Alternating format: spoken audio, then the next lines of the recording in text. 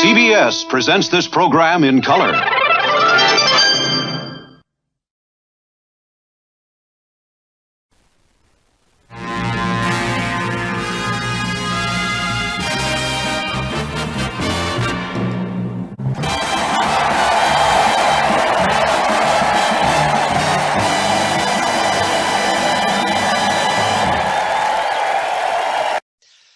Hello and welcome into this episode of This Week in TV Classics. I'm Keith Sherley, and with us is Mr. TV Classic, Dr. B. Steve Beverly. How are you, sir? I am just fabulous, and I hope everybody at home is. I love talking classic TV. I look forward to this every week, and so much to talk about this week. So, hey, let's get right into it. You got a big weekend. Now, last weekend you had an abbreviated version because of the Miss Volunteer pageant. So you're only on Sunday. But if you missed last Sunday's show, you can watch classic TV so many different ways. How can they watch it if they missed last week's show or want to get caught up? Well, you can watch by tuning in to eplustv6.com. Now, that is, if you don't live in Jackson, Tennessee, and you want to just watch on your computer, your tablet, your phone, you can go to eplustv6.com. But you can also go 24/7 to Steve Beverly's tvclassics.com, and that will give you round the clock vintage television that I'm sure you will enjoy.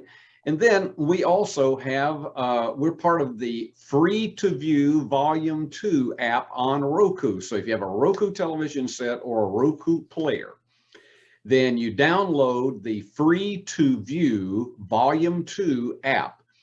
And then you just click on the TV icon. Simple as that.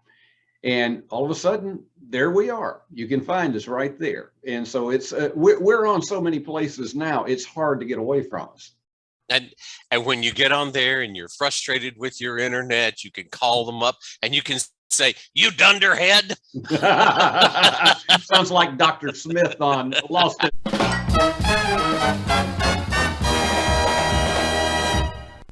Well, let's get right into This Week in Classic TV with our own Dr. B. Steve Beverly.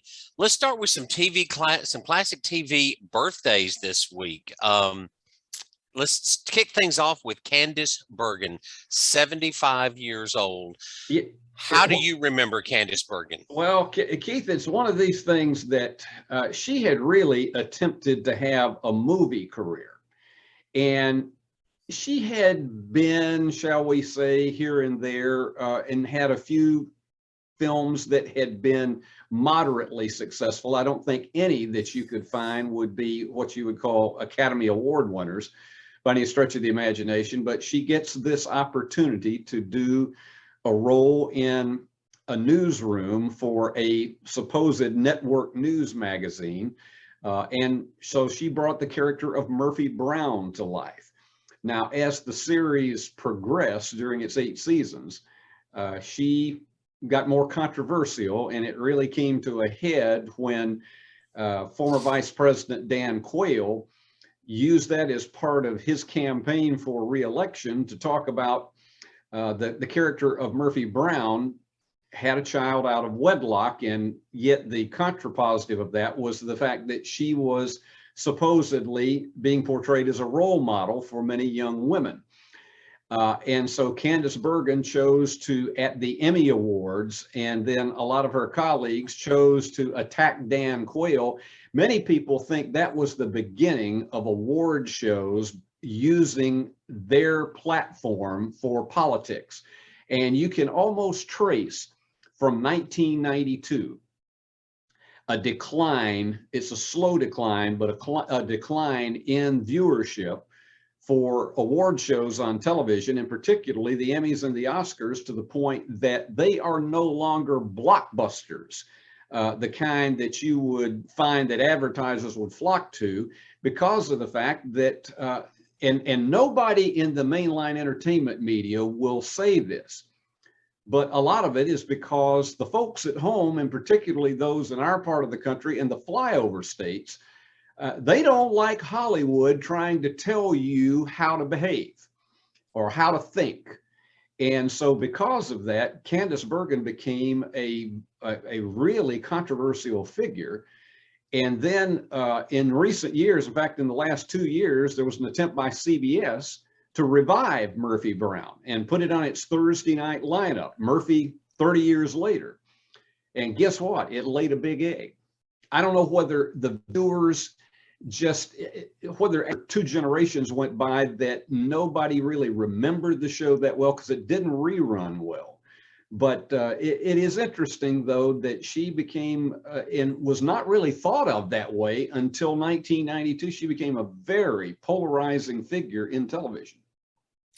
You know, if we were of a mind to do this, we could schedule an entire series. We could do an entire series of classic TV and the media and the public and talk about how TV and classic TV mirrored so much of what was going on in the nation. It's even more so than that. You know, they say fashion follows the nation and follows the nation's mood and dress hem lengths and, you know, and shirts and things like and outfits and things that they follow this. Well, TV is a reflection. And I've often thought that, as you said, that Murphy Brown show was the beginning of that Hollywood editorial on injecting itself into the morals and not just it was done subtly before. You had people, but they kept it within the family.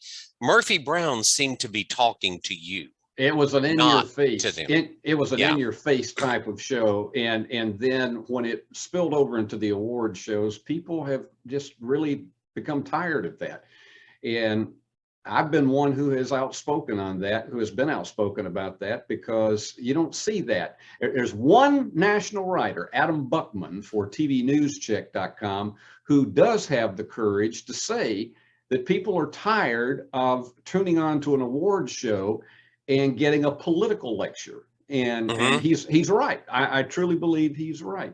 Well, let's move on to our next one here. Bruce Boxleitner, who is somewhat out of the mainstream now, but in the 80s and the early 90s was certainly a significant figure in television, somewhat of a heartthrob. At one time, he was married to Melissa Gilbert, but he's 71, and he starred in the show Bring 'Em Back Alive, which was loosely based on the life of the explorer Frank Buck. And then he was on Scarecrow and Mrs. King, and he co-starred with Kate Jackson on that show that had a 5-year run in the 80s on CBS, mostly on Monday nights. And so he's one that we remember today because he has moved into that senior citizens category. He has. Buck Taylor is 83 today. I remember Buck Taylor as Newly on Gunsmoke. But that role, that other person role, he really stepped in. Why did they bring him in to be a regular character on that? Why was not Marshall Dillon and, well, Festus and that enough? They felt like they had to have a younger character that had appeal. And if you look at the fact that Burt Reynolds was on at one time as a character named Quint Asper, he was the young heartthrob that counterbalanced the others on Gunsmoke, although he could use a gun as well. And then you had a young actor who had not done television before, Roger Ewing, who played a character named Thad Greenwood. He was introduced in an episode and suddenly he became the assistant marshal. But his acting ability really just, he just did not quite ring the bell, and we never saw him again after that. And so Buck Taylor was brought in as his replacement, playing Newly O'Brien. And a lot of people don't know that his dad was the great character actor in Funny Man, Dub Taylor. And so Newly was a character that tended to wear well with people, and he was on the show for its final 9 years. He lasted. He hung in there. Last week, a week before last, was it last week or week before last that it was Lulu Rowan's birthday? Yeah. Now we celebrate Ganella Hutton. Ganella Hutton, who first came into television vogue with Petticoat Junction. She was the second Billy Joe. After the first season, Janine Riley left the show. ostensibly to get married. There was some more behind the scenes stuff with that, but supposedly she was getting married. And so Gunilla Hutton, who nobody had ever heard from before, was brought on for a couple of years as Billie Jo. She was ultimately replaced by Meredith McRae. And Gunilla then went on to become a regular in the first couple of seasons of Hee Haw. And ironically, Janine Riley did as well. So you had both of the first two Billie Joes that migrated to Hee Haw in its early years. Gunilla, 79 years old. Another of the Hee Haw honeys, Marianne, I do not remember her maiden name. Marianne Stanley. Yes. No, that's a basketball coach. Marianne Black. Marianne Black. Yeah. Married Kenny Rogers. Yeah. But she had a great line in those things. She said, "I've been rich and I've been poor. Rich is better." And last we wind up, Keith, with someone who certainly struck a chord with people because of her role as somewhat of the wisecracker on the show The Facts of Life, and that is Kim Fields, who played Tootie. How can you not love somebody named Tootie? I mean, you just have to. And Kim Fields is 53. Oh my goodness! You think of The Facts of Life, and a show that had a 9-year run, but Tootie is 53. That can't be. But that's one of the reasons we tell you about that with This Week in Classic TV.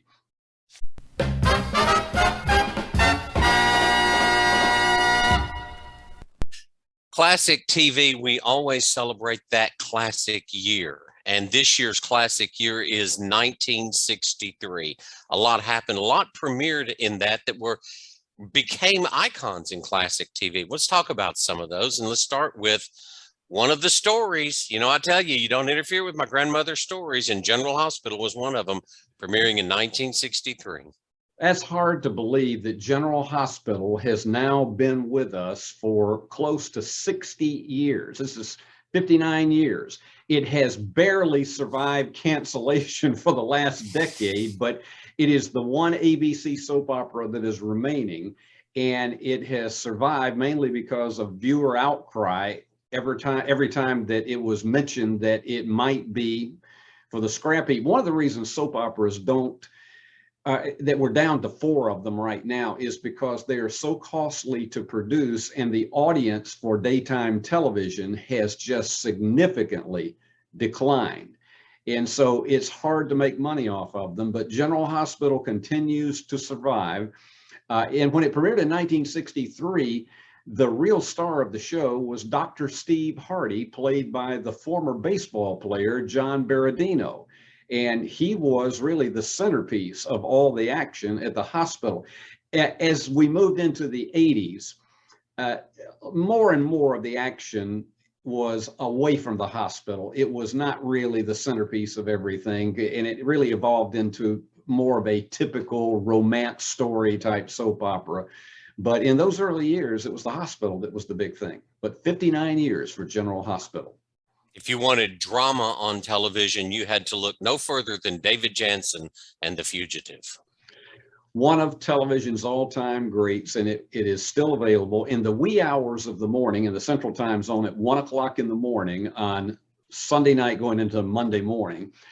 And it was a show that just captured the imagination of the country because it was really, in a lot of senses, it was man's story, the classic story of man trying to almost run from himself. But it was a story of a man who was falsely accused of the murder of his wife. And for 4 years, we watched Dr. Richard Kimball go up and down the country in many different kinds of jobs and in tense situations, trying to find the one-armed man, the one who actually did commit the crime. And this was the first show that actually resolved itself, a dramatic series that resolved itself with a 2-parter that aired after the summer reruns. And for many, many years, The Fugitive's final episode was the most watched single episode of any entertainment show in the history of television. The reason it ran only 4 years is David Jansen, the star, was just absolutely tired because he had to be in almost every single scene, and there was so much action involved, and he was worn out. They'd done more than 100 episodes, and so it just came to an end because he felt like he could not go on another season. You were talking earlier, we were talking about Murphy Brown and the difference that the role that it played in television and in cult TV and what happened, the TV audience, the cult that followed them. And I said then that there had been instances before of television and the writers would write storylines into it, but they were subtle. And The Fugitive was one of those. You could sit and watch The Fugitive and just enjoy the drama and enjoy the chase. Or if you really paid attention, it's kind of like listening to Twilight Zone, some of those Rod Serling Twilight Zones, where there was a story written in there. There was a deeper message if you wanted to get into it. There was great writing in that.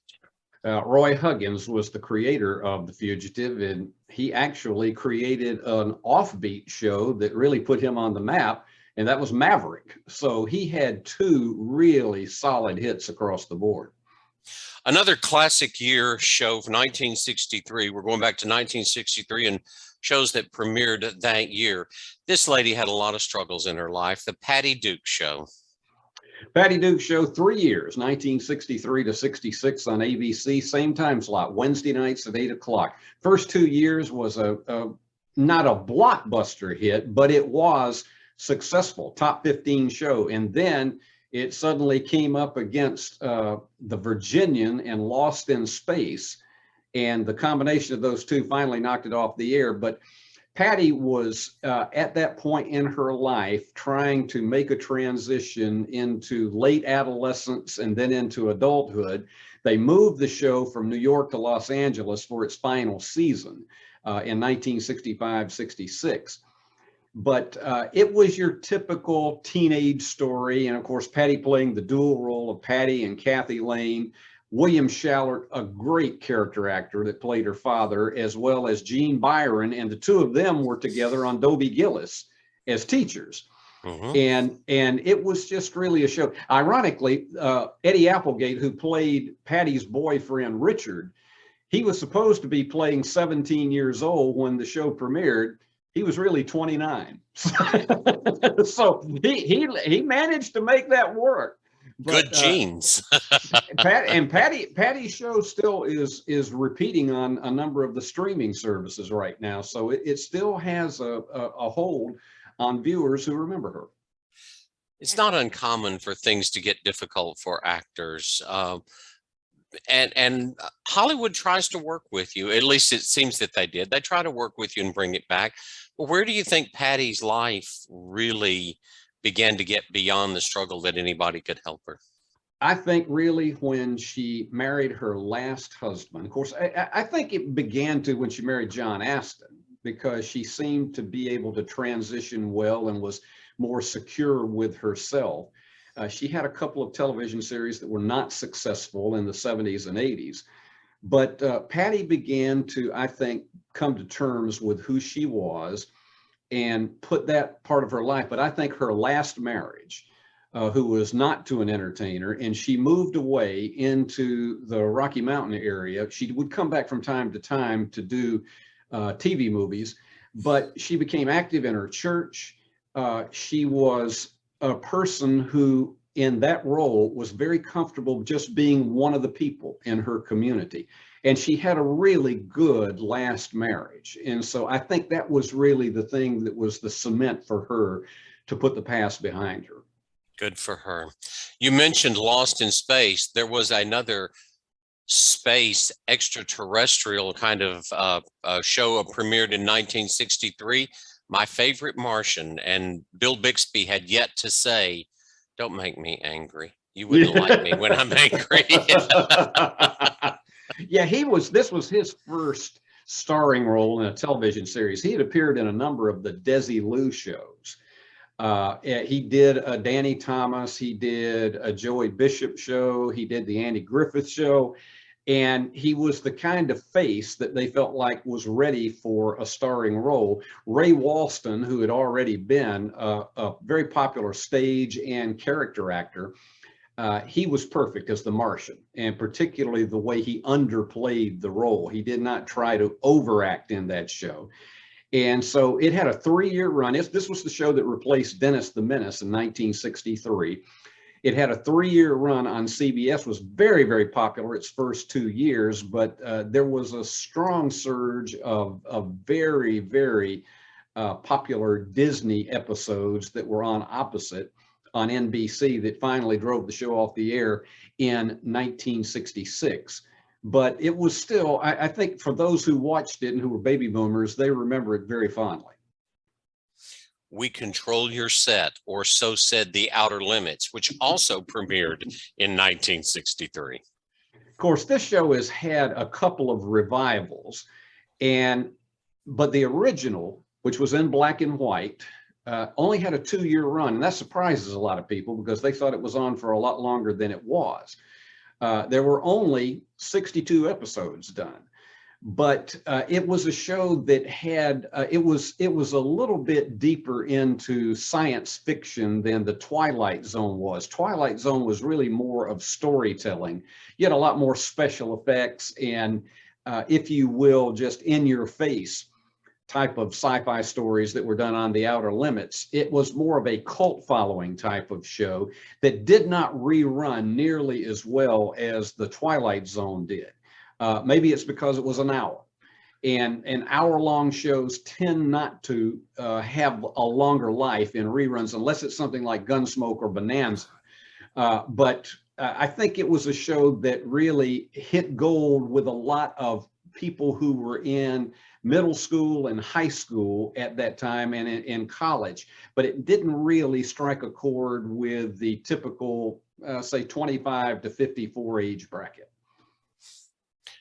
This last, we're talking that classic year, 1963, and some of your favorite shows that premiered that year, and don't do the math. If you're like, don't sit back and go, well, that was only because it'll just depress you. Just trust me, just don't do the math on it. But one show, Petticoat Junction, was among a group of shows that spun off. You had Green Acres, you had the Beverly Hillbillies, you had all these shows that just kind of Green Acres, all tied into each other.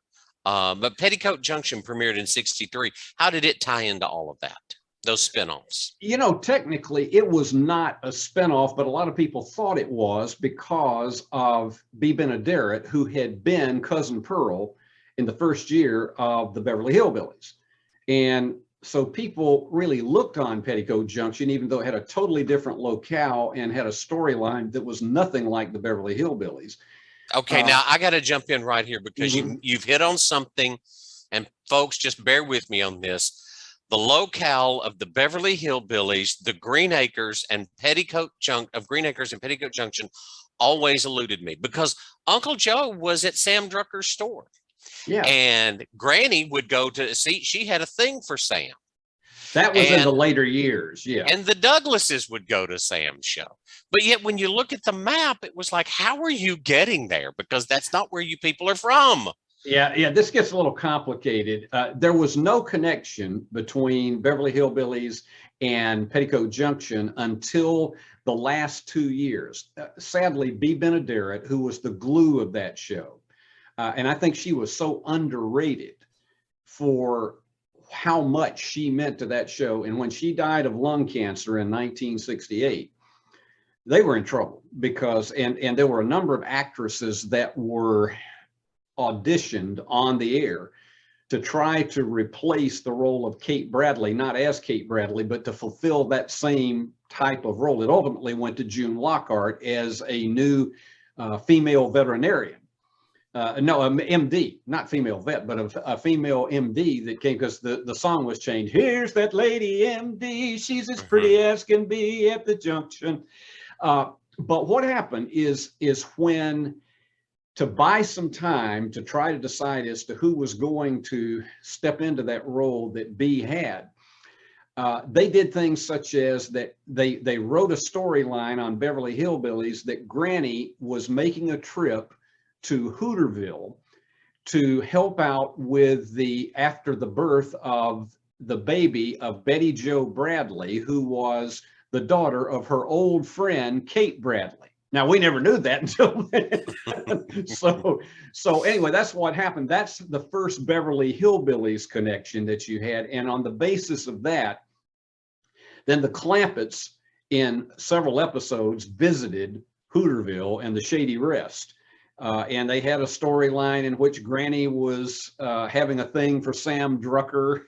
It was crazy. And they actually had a holiday meal in which all of the characters of all three shows. Green Acres was set in Hooterville, mainly because the first 2 years they had cast members that made trade-off appearances on each other's shows. There was usually only maybe one scene, but that's how the connection was.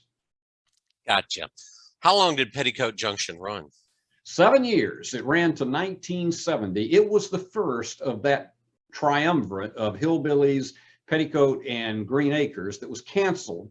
It was not canceled because the ratings were not acceptable still. It was the beginning of the rural purge of shows that the advertising agencies declared that they wanted to see more shows on the air that appealed to younger people and more urban viewers. So Petticoat got the axe because of that. And I think it was probably, though, time, because the chemistry was never right. And I love June Lockhart, but she told me herself in an interview after she saw the first 4 or 5 shows on the air, she said the chemistry was just not the same without B. Benaderet being there. And so it was probably time for it to go in 1970. But I tell you what, Keith, let's take a look at a clip from one of our fond memories of Petticoat Junction. And this is a scene where Uncle Joe is up to another one of his schemes to make the Shady Rest Hotel the equivalent to the Hilton.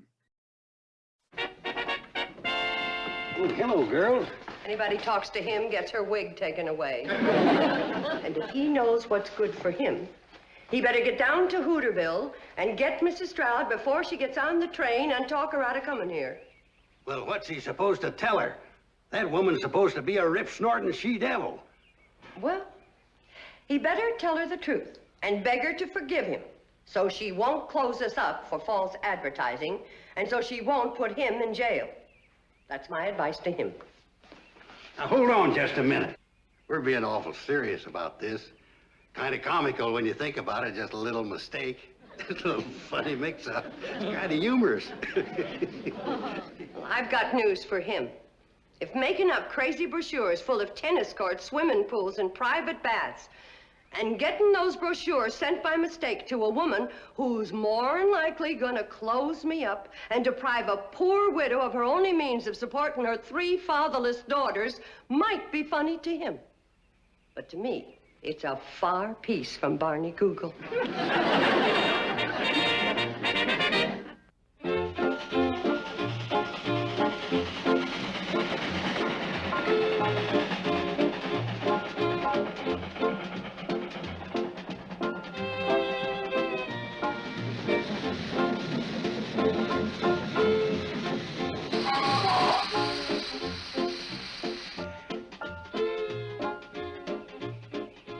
Here comes Willie Tranker's taxicab. Must be Mrs. Stroud. Now, don't you be afraid of her. You just tell her the truth and throw yourself on her mercy. Good luck, and I'll see you later. Throw myself on her mercy. And I intend to report you to the Better Business Bureau. But, ma'am, it ain't my fault if that meter jumps 10 cents when we hit a bump. I always take it off the bill. Yes, when you get caught. I'll see that you're prevented from cheating the public. Listen, ma'am, I got me 3 kids to support. Gladys Stroud never let sentiment sway her from her duty to her public. That mercy I'm going to throw myself on, I don't think there's enough there to break the fall. I wonder what's taking Uncle Joe so long getting back from Hooterville. Well, it probably took him a couple of hours of talking to Mrs. Stroud to get up the nerve to tell her the truth. You think everything's all right then, Mom? Oh, sure. By now, he's explained all about the mix-up with the brochures and everything, and she's had a good laugh, and she's on her way back to Centerville. That must be Uncle Joe now. Right this way, Mrs. Stroud. You can see the swimming pool and the tennis courts in the morning.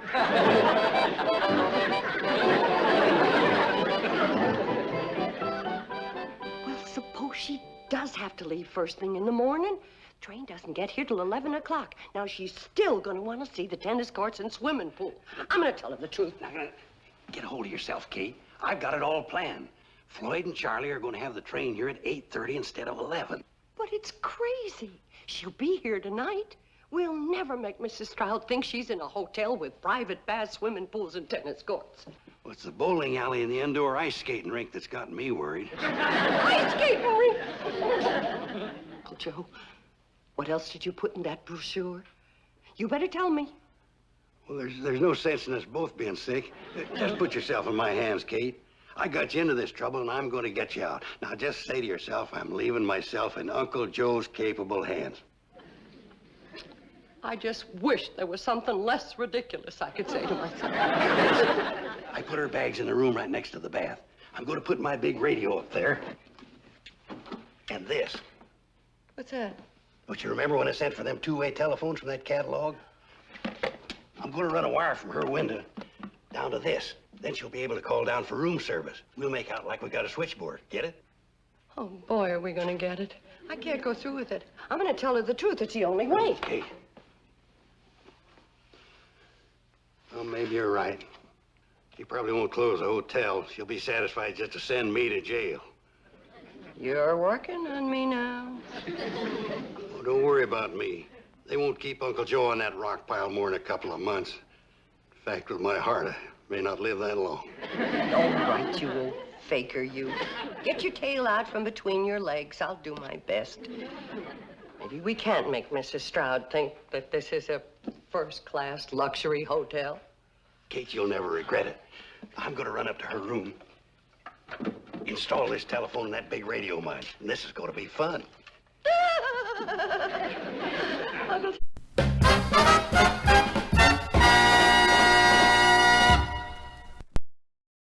Classic star of the week. Well, this week in classic TV would take you to the classic stars of the week. And one of them, what a classic star he was, Lloyd Bridges. That is an iconic family in Hollywood. The Bridges name is an iconic name. And he was the one who started it all. Of course, his sons, Bo and Jeff. His daughter, Cindy, made a guest appearance on his anthology show, which was called The Lloyd Bridges Show, that only ran 1 year, but she chose not to continue in acting. But Bo and Jeff had distinguished acting careers. And in fact, Lloyd he introduced them each on an episode of Sea Hunt. And then he went on, and as his life progressed, he did a number of acting roles that brought him together both in television and in film with his sons. And so, but Lloyd Bridges had done movies for a number of years, but in 1957, he was persuaded by the Ziv Corporation to do Sea Hunt, that became really his signature show. I mean, you talk about kids in that generation, and I was one of them. For years after that, you talk to people about how much you loved Sea Hunt. And so we have him as our classic star of the week here on our weekly visit, but also on TV Classics this coming Saturday night, because we have a triple header of Lloyd Bridges shows on there. And one of them, though, Keith, that we want to show a clip of right now is called The Loner. It's a show that only ran 1 year, but it had an interesting history because The Loner was a Western, and he was a drifter. He played a character named William Colton that was somewhat of a drifter like Paladin was on, or as the same type of character was on Wanted Dead or Alive with Steve McQueen. But he was traveling from town to town, and he was a loner. And in this episode, which is the premiere episode of the show, and to set the clip up that we're about to show you, it's 1 month after Appomattox ended the Civil War. But you still have tensions going on in a lot of cities across the country. And he shows up, and William Colton, played by Lloyd Bridges, shows up and has to deal with a young man who has an attitude, as we would say today, about what had happened at the end of the Civil War. So let's take a look at that right now. Man can't help being too young to fight in a war. That's right. And a lick-it-up boy is no judge of those who didn't. Now, just what are you going to do about it? It's what you're going to do about it. You're going to get down on your hands and knees and clean up that flag. I wouldn't hold my breath about it if I was you, mister. I won't.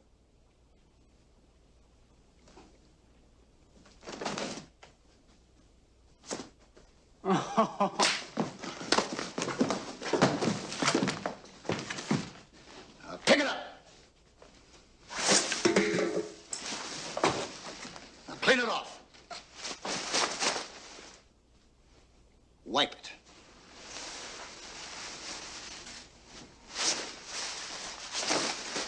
Now fold it.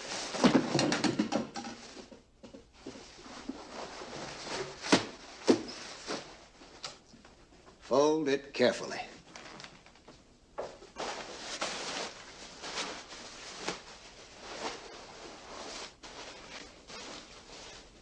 Give it to the gentleman over there.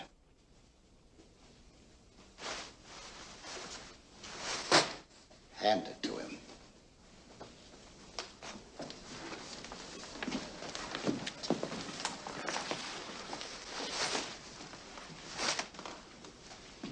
Apologize. Huh. Put it out into the air. I want to hear it. I'm sorry. Mr. Colvin? I'm obliged, sir. No need to be. Flag dies harder than a man, doesn't it? Yeah, it appears so. Hey, mister.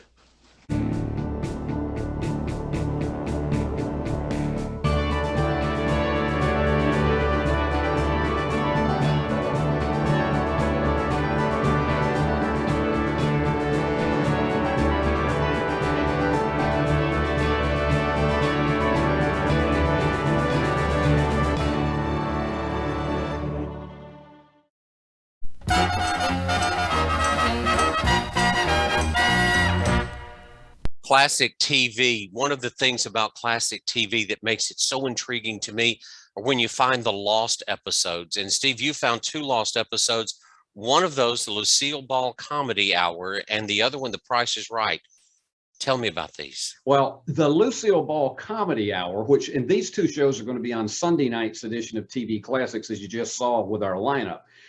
Here's what happens is that Lucille Ball, at the end of the second year of her second series, The Lucy Show, made noises that she didn't think she wanted to continue on with the show. And that usually was a camouflage that Lucy was trying to get CBS to pony up more money. But she would make an announcement every year that she wasn't going to do the Lucy Show anymore. Of course, she went on and did 12 years of the Lucy Show and Here's Lucy together. So she got CBS to pony up a lot of bucks. But as an incentive to try to get her to stay on, she had said she wanted to work with Bob Hope, but that Bob could never clear a schedule to do the half-hour show. So they paid her $30,000, which at that point in time was considered to be a huge amount of money for a 1-hour show. They paid her $30,000 to do this show called the Lucille Ball Comedy Hour. It was a one-shot thing. Bob Hope is the guest, and Gale Gordon, he doesn't play Mr. Mooney, he plays a similar type guy named Mr. Harvey. And Lucy plays a studio executive, which in fact she was, because she was president of Desilu Studios at that time.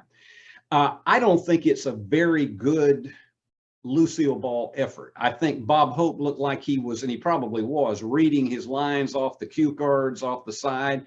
And this looked like something that was rushed together, and it probably was. It was done in 1964, as I say, an incentive, because Lucy wanted to work with Bob Hope.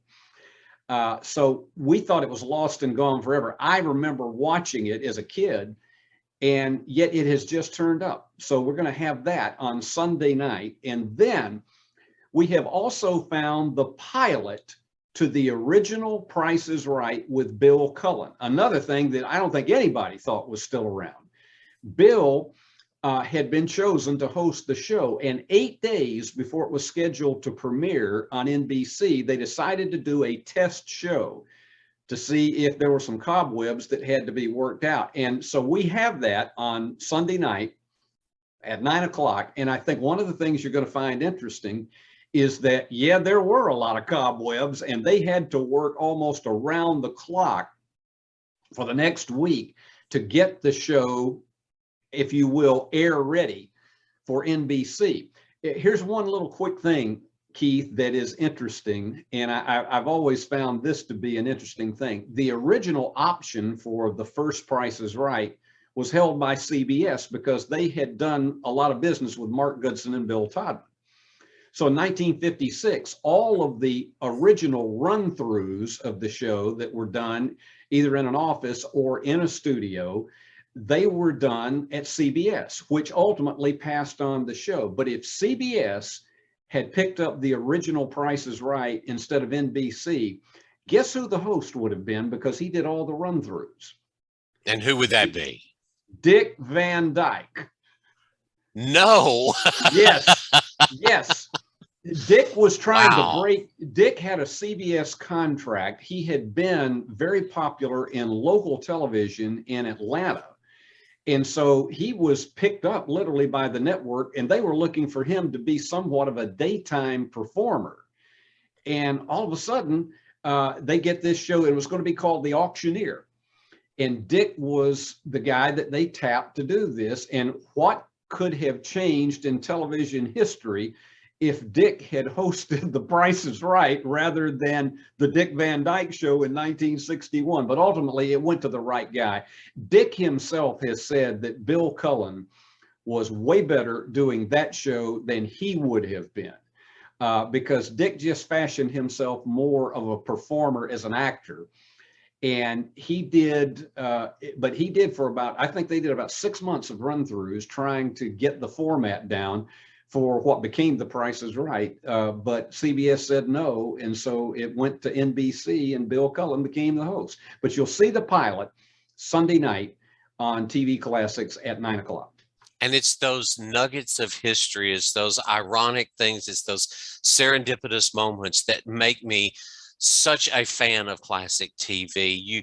You get to find out things like you're just talking about there, or how this actor moved here, how a left turn instead of a right turn made all the difference in the history of television.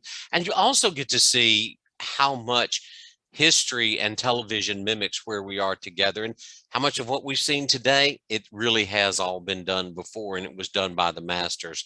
That does it for this classic TV episode, and for Mr. TV Classic, Dr. B, Steve Beverly. Now, what are our hours this week? We'll be back in our regular time slot Saturday and Sunday night, 7 to 10 on E+ TV6 in Jackson, Tennessee. Also online and across the country. You can get it everywhere on eplusTV6.com or on Roku. Just download the free to view Volume 2 app. The reason Volume 2, because that's where we are. And so if you don't have it, download free to view Volume 2 from your Roku account. And when you do, just log on and hit the TV icon, and you'll find us right there, E+ TV6, and we will be there for TV Classics anywhere in the country that you have a Roku set. That's it for this week in Classic TV. For Mr. TV Classic, Steve Beverly, I'm Keith Sherley. I hope you enjoyed this, and I hope you'll come back again next week when we'll be in our regular time slot, and hope you will stay with us and let us know if you've got classic TV questions or things you'd like to know. You can email us, or you can find us on social media and Facebook. That does it for this time. God bless, be well, and as we say, ready when you are. Good night, everybody. Good night, ladies. Farewell, gentlemen. Sweet dreams, everyone. We're going to leave you now. Bum, bum, bum, bum. Hope you had a happy time, happy time, happy time. Hope you had a happy time. We had a good time too. Good night, ladies. So long, everyone. It's time to leave you now. Good night.